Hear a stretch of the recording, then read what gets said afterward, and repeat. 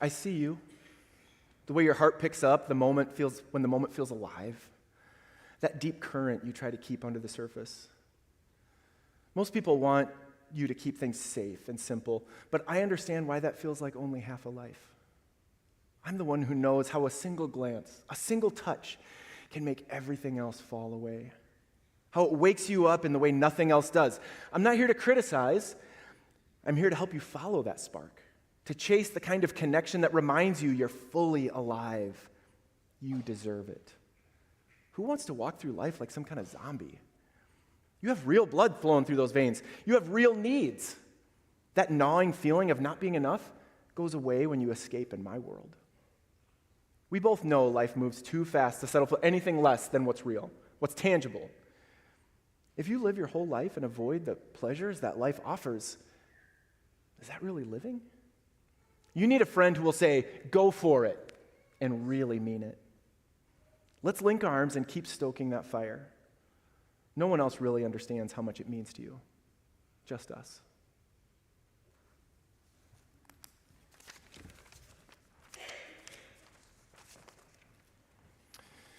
A few days ago, I did about a 30-second Google search, and here's what I came up with.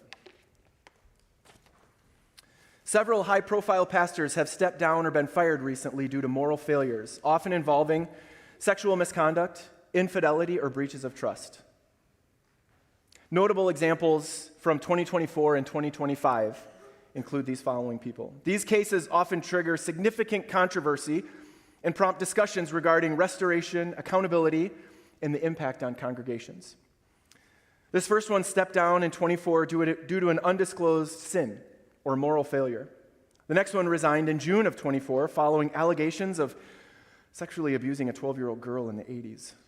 The next one was removed from his position in 2024 after elders discovered an inappropriate relationship.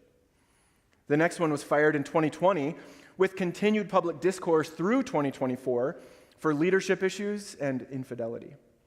The next one resigned in September of 25 after confessing to sexual sin and moral failure. The next one was fired in January of 25 after admitting to inappropriate contact with a minor in a previous role. The next one was fired in 24 following a moral issue. And moral failure in these contexts typically refers to sexual misconduct, adultery, or major breaches of fiduciary or ethical trust. Moving on, 5 notable Texas pastors removed or resigned for moral failure. The second pastor at a Frisco megachurch steps down over sexual sin and moral failure. Frisco church pastor resigns over admitted moral issues. Yet another church leader resigns citing moral issues. Another Texas pastor ousted due to pattern of moral failure. A lead pastor resigns after confessing to sexual sin and moral failure. A Colorado pastor resigns over moral failure. And a church founding pastor resigns after admitting to sexual sin and moral failure. That was about a 30-second search that took me. And that doesn't include CEOs, other business leaders, just normal people in general. I don't know about you, but I don't think it's a coincidence that we talk about lust the week after we talk about greed. You know why? Because I think lust is really just next-level greed. We learned last week that greed says, I won't be happy until I have more.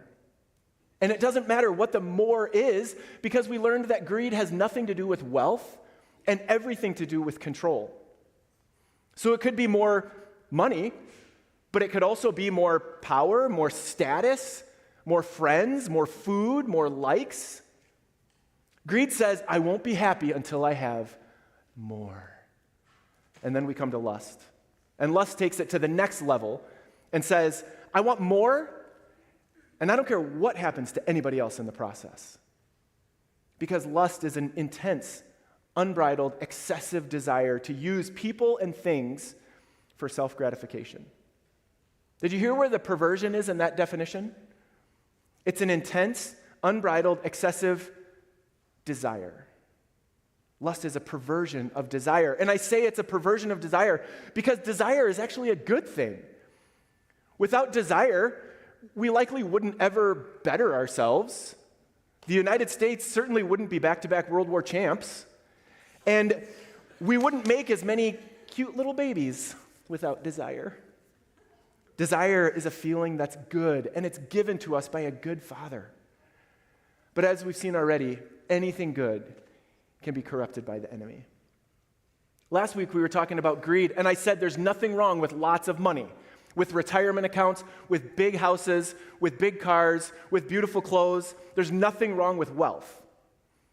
In the same way, there's nothing wrong with desire. Desire is such a good thing.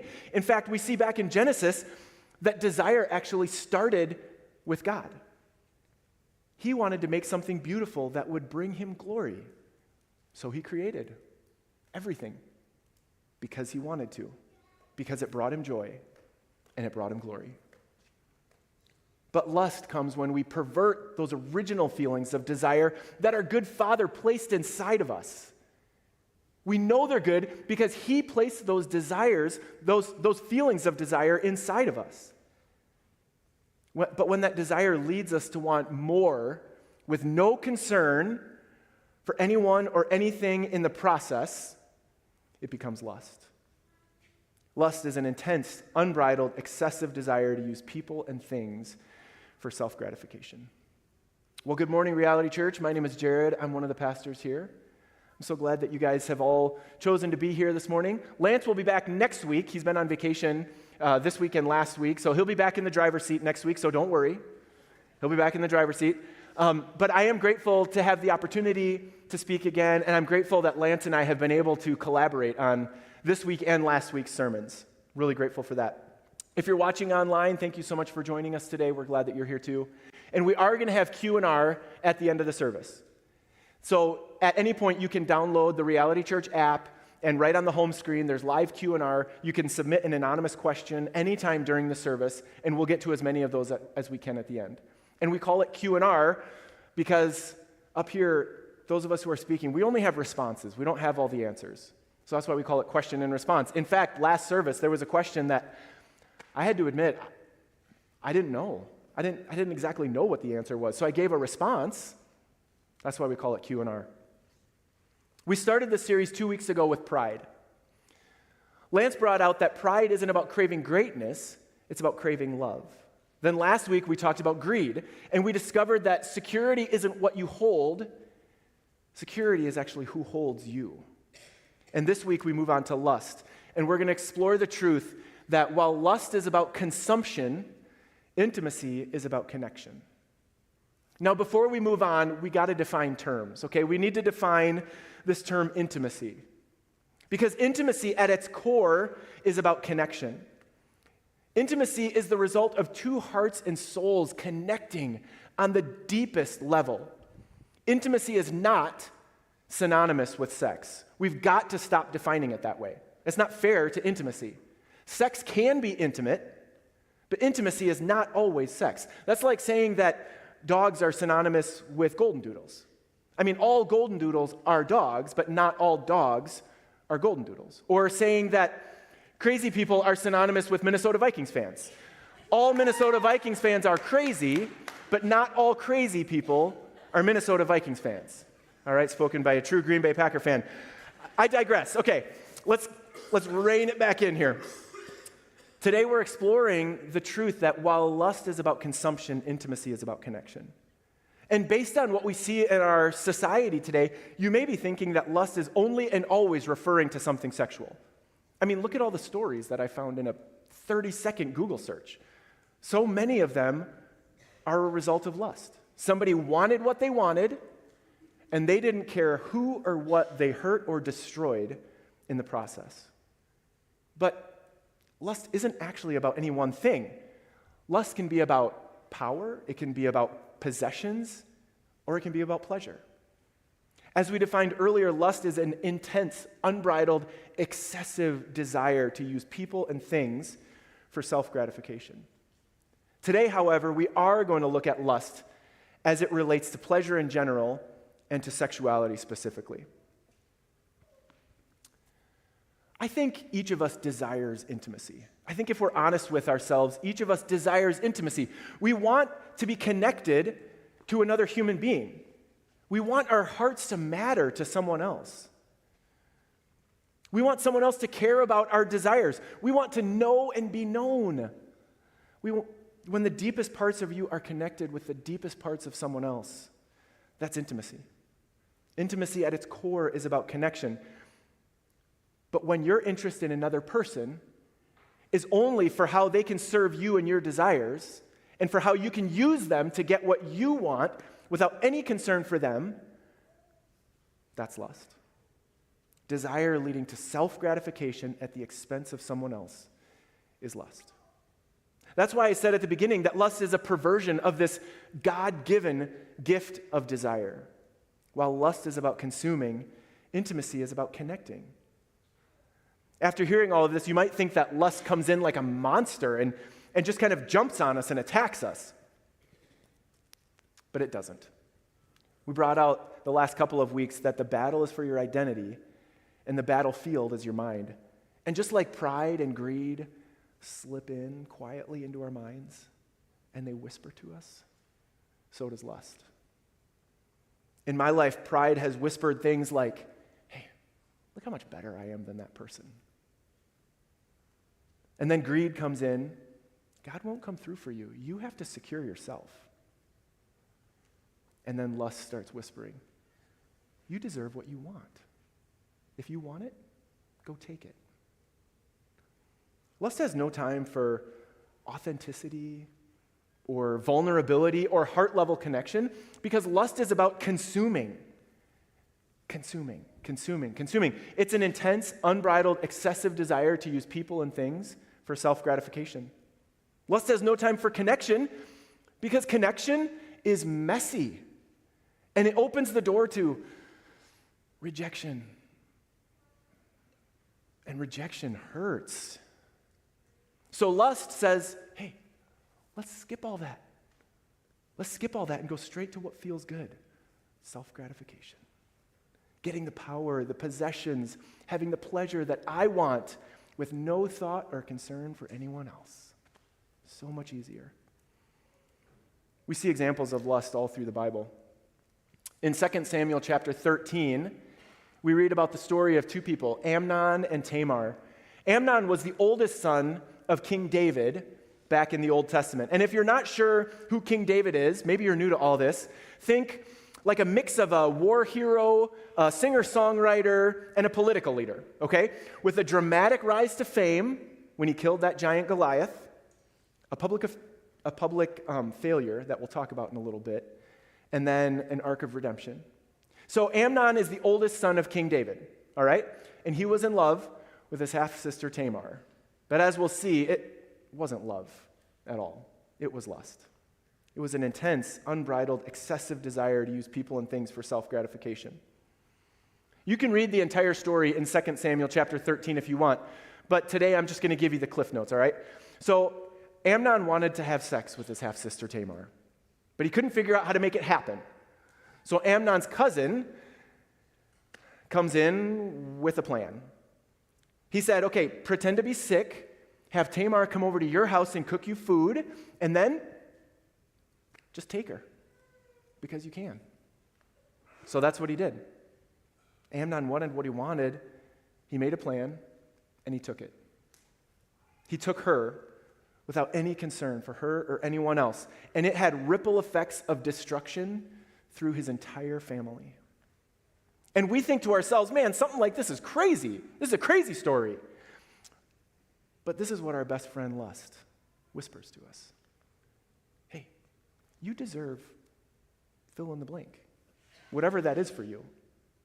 You deserve whatever. So go take it, and don't worry about anyone else. Another example, in 1 Kings chapter 11, we read about Solomon and his many wives. So Solomon was another one of King David's sons, and likely one of the wisest and richest men that ever lived. Okay, so in 1 Kings chapter 11, verses 1 through 4, we read, now King Solomon loved many foreign women. Okay, let's stop there. This is Solomon's first problem, all right? Not only does this go directly against what God set up for Israel's kings in the book of Deuteronomy earlier in the Bible, God had rules and regulations for Israel's kings. This goes directly against it. So not only that, but come on, let's be real, okay? I have a hard enough time really loving one woman. I've been married to my bride for 25 and a half years, and I have worked so hard over the years to learn her from the beginning to today. And then as we've gone through different seasons and stages of life, I have to learn her again. Every time, it's like I'm learning something new about her. It is tough. Real love can get real tough. So, okay, back to 1 Kings. King Solomon loved many foreign women. Besides Pharaoh's daughter, he married women from Moab, Ammon, Edom, Sidon, and from among the Hittites. The Lord had clearly instructed the people of Israel, you must not marry them because they will turn your hearts to their gods. And that's what God said back in the book of Deuteronomy. That was his guideline for the kings. Don't marry other foreign women, okay? Yet Solomon insisted on loving them anyway. He had 700 wives of royal birth and 300 concubines, and in fact, they did turn his heart away from the Lord. In Solomon's old age, they turned his heart to worship other gods instead of being completely faithful to the Lord, his God, as his father David had been. Solomon wanted what he wanted, and he didn't care who he hurt in the process. In this season of his life, he wanted the power, he wanted the possessions, and he wanted the pleasure that 700 wives and 300 concubines brought him, and he didn't care about anything else. His best friend, Lust, whispered to him, hey, you want it? Go take it. He had an intense, unbridled, excessive desire to use people and things for self-gratification.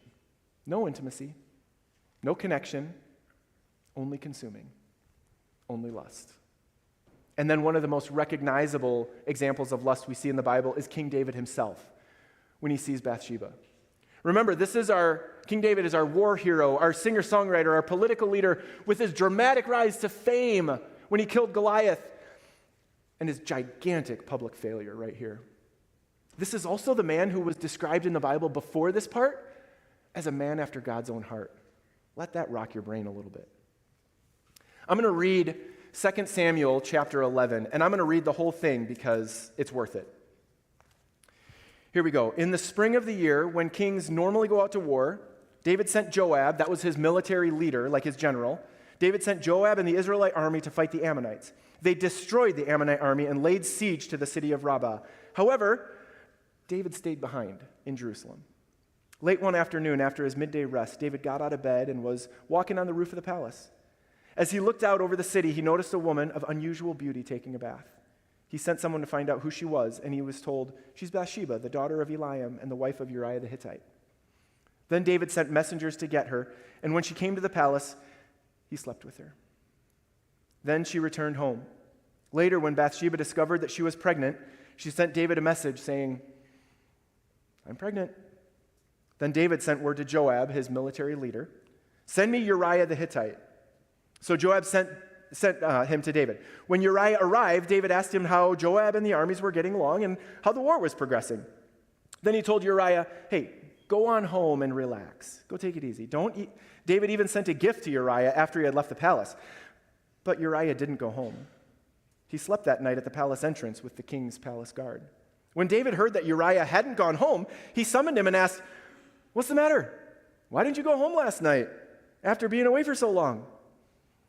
Uriah replied, the ark and the armies of Israel and Judah are living in tents, and Joab and my master's men are camping in the open fields. How could I go home and wine and dine and sleep with my wife? I swear I would never do such a thing. Well, stay here today, David told him, and tomorrow you can return to the army. So Uriah stayed in Jerusalem that day and the next. Then David invited him to dinner and got him drunk. But even then, he couldn't get Uriah to go home to his wife. Again, he slept at the palace entrance with the king's palace guard.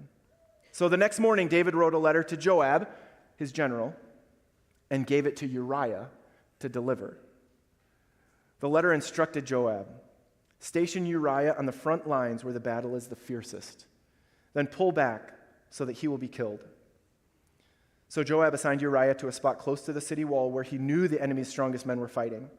And when the enemy soldiers came out of the city to fight, Uriah the Hittite was killed. along with several other Israelite soldiers. Then Joab sent a battle report to David. He told his messenger, report all the news of the battle to the king. But he might get angry and ask, why did the troops go so close to the city? Didn't they know there would be shooting from the walls? Wasn't Abimelech, son of Gideon, killed at Thebez by a woman who threw a millstone down on him from the wall? Why would you get so close to the wall? Then tell him Uriah the Hittite was killed too. So the messenger went to Jerusalem and gave a complete report to David. The enemy came out against us in the open fields, he said. And as we chased them back to the city gate, the archers on the wall shot arrows at us. Some of the king's men were killed, including Uriah the Hittite. Well, tell Joab not to be discouraged, David said. The sword devours one today and another one tomorrow. Fight harder next time and conquer the city. When Uriah's wife heard that her husband was dead, she mourned for him. When the period of mourning was over, David sent for her and brought her to the palace, and she became one of his wives. Then she gave birth to a son. But the Lord was displeased with what David had done. David's best friend, Lust, whispered to him, hey, you want her? Go take her. No heart-level intimacy, no connection, only consuming, only lust. And the result? Not only was Uriah, Bathsheba's husband, murdered, but other Israelite soldiers were killed too, all because of David's lust. About 1,000 years later, Jesus comes on the scene, and he throws a new truth at the people. He's about to rock their world here, okay? Jesus addresses a crowd gathered on a hillside in what we now know to be called the Sermon on the Mount. This was a really famous sermon that Jesus gave that we can read about in the Bible. And it was a setting where these first century Jews were deeply familiar with the Ten Commandments. They knew all of the commandments, including the seventh one that says, you shall not commit adultery. In their culture, adultery was a grave, covenant-breaking act. It was often tied to property rights and family lineage and community honor. The act of adultery was punishable by death under Mosaic law.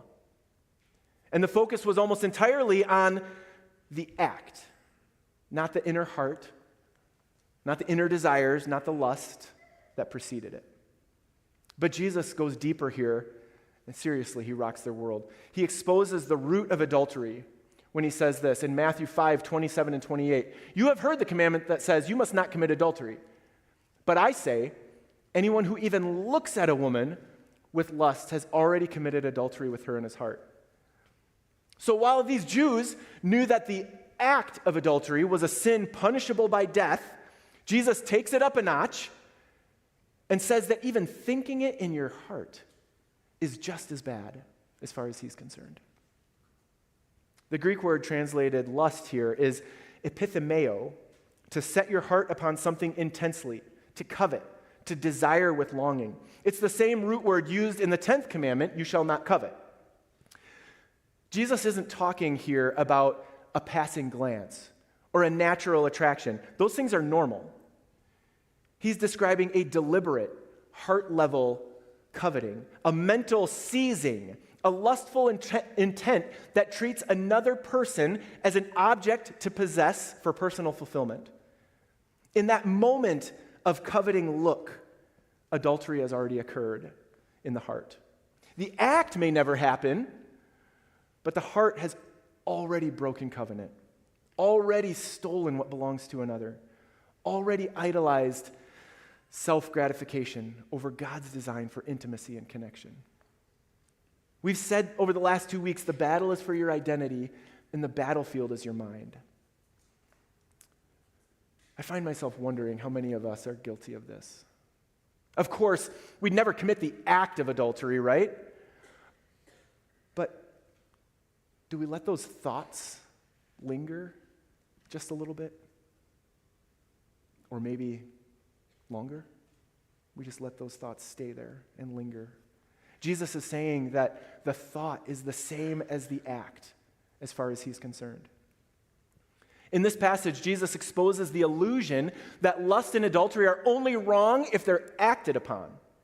He drops the hammer here when he tells the crowd that adultery happens first in the mind and the heart, where lust whispers its deadly lie. Hey, you deserve it. Go get it. The battle is for your identity, and the battlefield is your mind.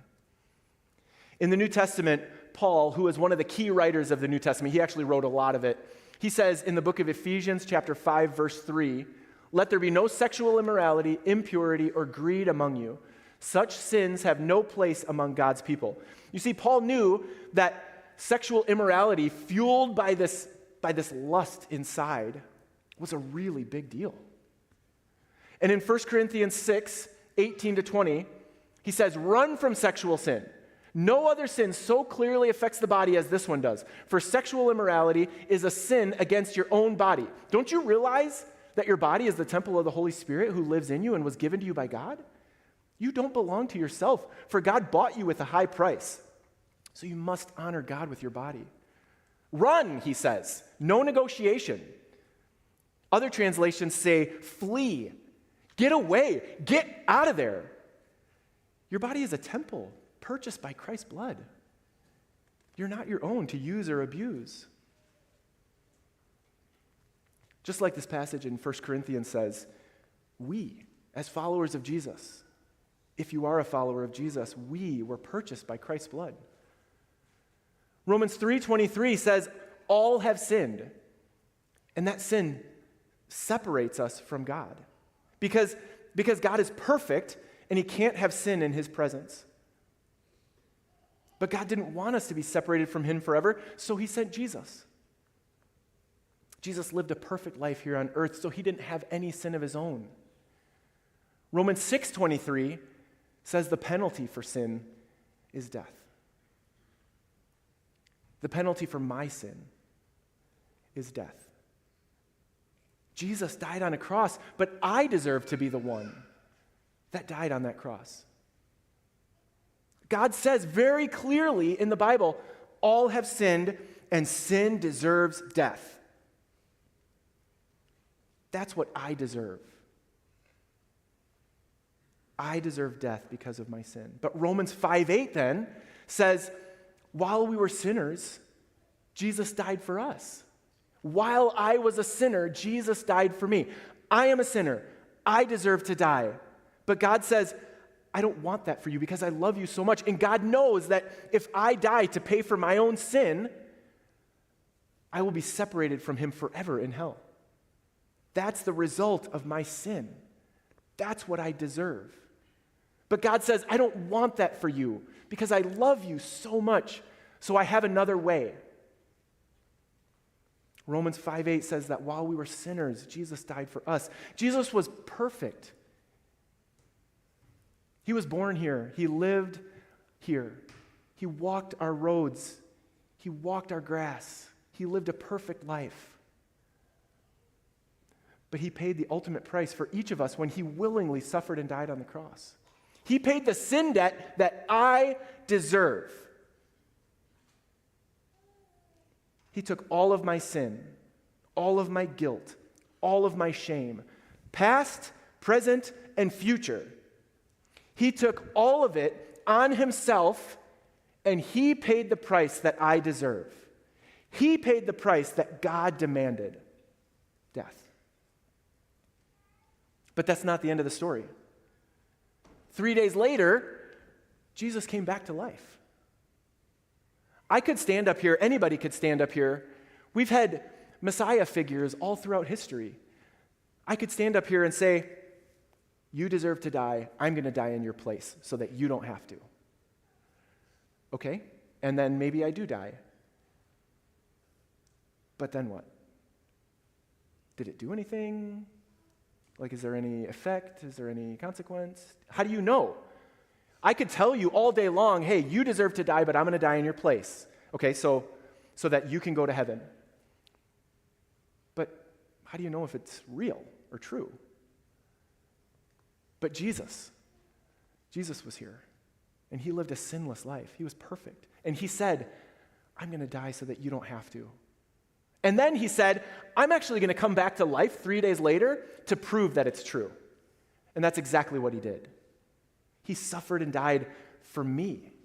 And then he came back to life 3 days later, just like he said he would, to prove that all of it was true. So everything that he said in his entire life, we can know to be true because he proved it right then and there. This is the good news. This is the gospel.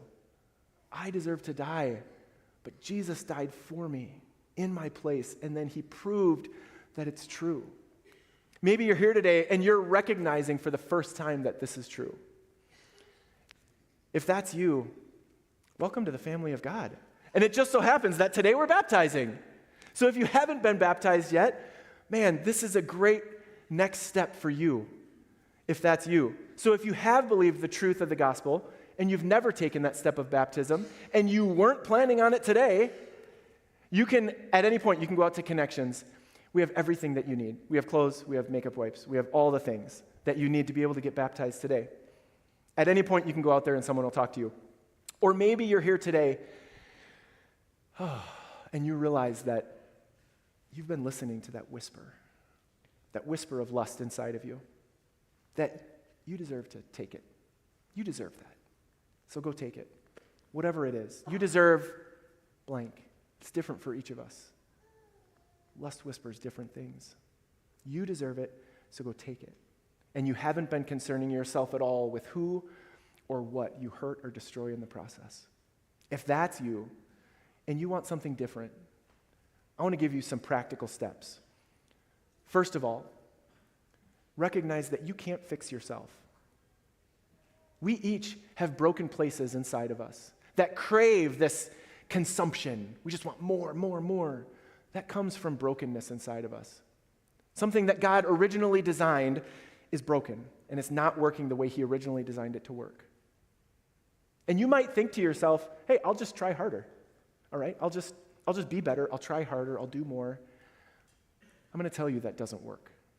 I tried that. I lived that life. It didn't work.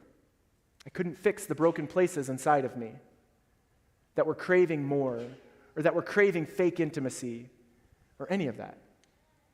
So the first thing, recognize that you can't fix yourself. Only God can heal the broken places inside of us. So take this to him.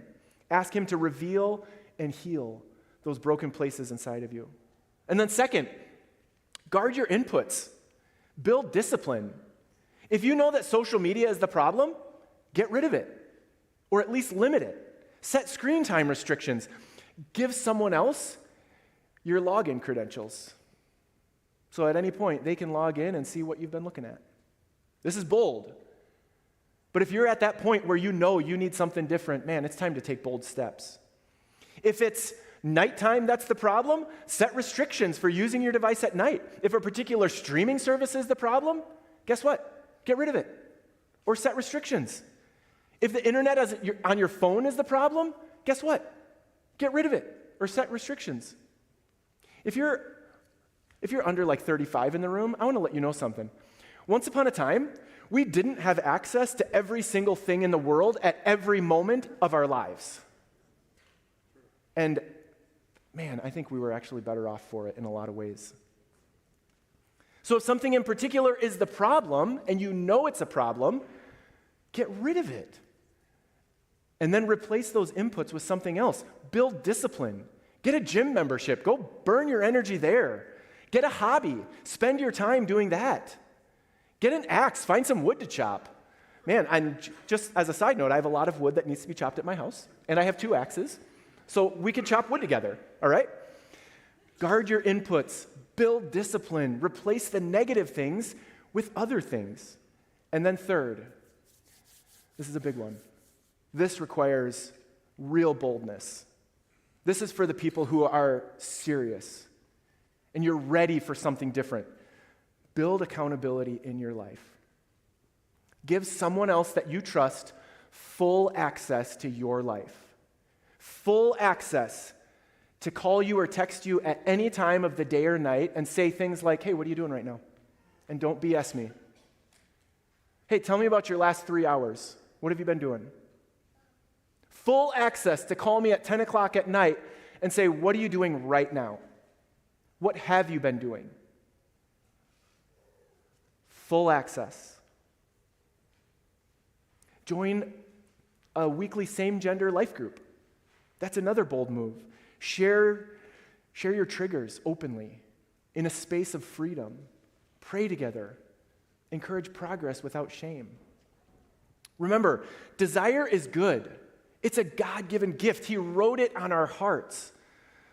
But lust is a perversion of that desire. Lust says, you don't have time to waste on intimacy and connection. You want that power? You want those possessions? You want that pleasure? Go take it. Lust consumes, but intimacy connects. I wonder if we have any questions today. We all know the statistics on addiction related to lust. It feels like a losing battle that nobody wants to address openly. Does the church offer resources for this? If so, who do we contact? We offer all sorts of resources for different groups. We have life groups that we offer. We have groups that meet in our building for different things. Like we have an AA group that meets in our building. We have a grief share group that's starting to meet in our building. We have life groups all over the city at different times of day, of the week. So we offer as many resources as we can. And if we don't have a resource here, we find other places that have the resources. If we know that there's another church somewhere that's offering something that we don't offer, we'll push people in that direction. If we know that there's a community organization that offers resources that we don't have, we'll push people in that direction. We're not so focused on ourselves that we're scared to tell somebody about another resource that's available to them. We want everybody to have what they need. So at any time, you can always email info@reality.church and ask your question. Or if you want to ask me specifically, my email address is jared.stewart@reality.church. If you want to email one of our other pastors, you can find those on our website, reality.church. So how does clicking or researching images of things of sexual nature mean I'm lusting, maybe? How does that hurt my wife if she didn't know? You know, in my life, I have gotten caught up in this. Looking at things that, maybe it's not too bad. It's not as bad as that other person, but I know it's wrong. I know it's wrong. And I know why I'm doing it. I know it's because I just want the self-gratification. I know it's because I just want the feelings that it gives me. Does it mean I'm lusting? Yeah. Why are you doing it? Are you doing it because you want to use that thing, whatever it is, to make you feel good about yourself? You want the power that it makes you feel, or the pleasure that it makes you feel? You want that without the hard work of connecting your heart to somebody else's heart? Yeah, I would say that lust. How does that hurt my wife if she didn't know? Oof, man. If she doesn't know,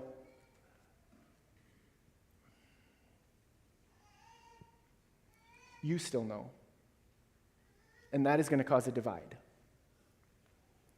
That's going to cause space between you. And that will hurt your wife. If you've already committed sin of lusting before marriage or maybe sex before marriage, can you still pursue a relationship that waits until marriage? I know it doesn't reset, but can you still be worthy of a relationship like that? Oh my gosh, yes. Yes. It doesn't mean that you can reset the clock. It doesn't mean that everything is going to be great when you do get married. But because of Jesus, we are worthy. He is worthy, and He is living inside of us. You are worthy of a relationship like that because of Him. So you can absolutely go back and start again. Once again, that doesn't mean that there won't be consequences. That doesn't mean that there won't be a lot of pain and hard conversations in the future. But you absolutely do deserve that kind of relationship, yes.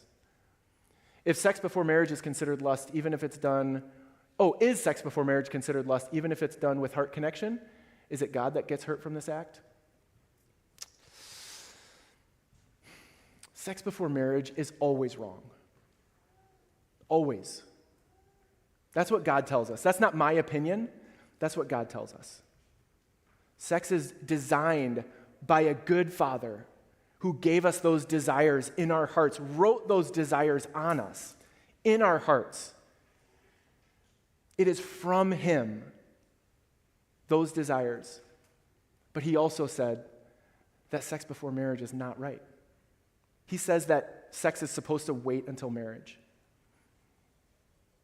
So even if it's done with heart connection, yeah, I don't believe that if you have sex with somebody before marriage, you are looking out for their best interest.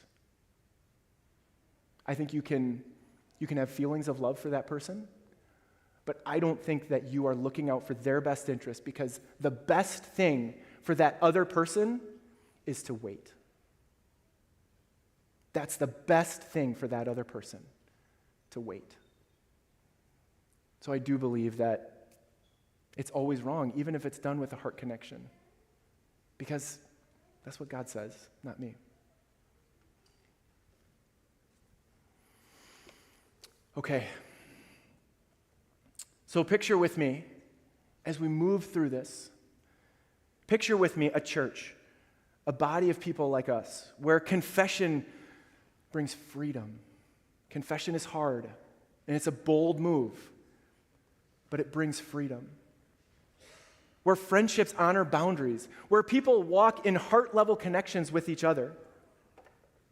Vulnerability with another replaces those feelings of isolation. Intimacy grows, slow, real, God-centered, because we're learning to connect instead of consume. So this week, when the temptation comes to consume someone or something for your own gratification, call it what it is. Call it lust. Fake intimacy. Ask God to reveal and heal the broken places inside of you that are craving this fake intimacy. And then I want to encourage you to be bold. Be bold. Tell someone else. Ask them to walk this journey with you together. Let's pray. God, I believe that you are good. I believe that you offer forgiveness. I believe that you want what's best for us. You only have good things in your heart for us all the time. God, you look at us through eyes of love and compassion and grace. That's what you see. And we mess up. We have broken places inside of us that are not the way you designed them to be. But because of choices that we made or choices that were made against us, we have these broken places that need to be healed. But God, only you can heal. You are the healer. We can't do it ourselves. We need you. So God, would you reveal to us the broken places? Show us where these things are coming from, these unfortunate desires, the lust, the greed, the pride. Show us those broken places inside of us that stuff is coming from. And then, God, would you heal in your way, in your time, for your glory. In Jesus' name, amen. Please stand.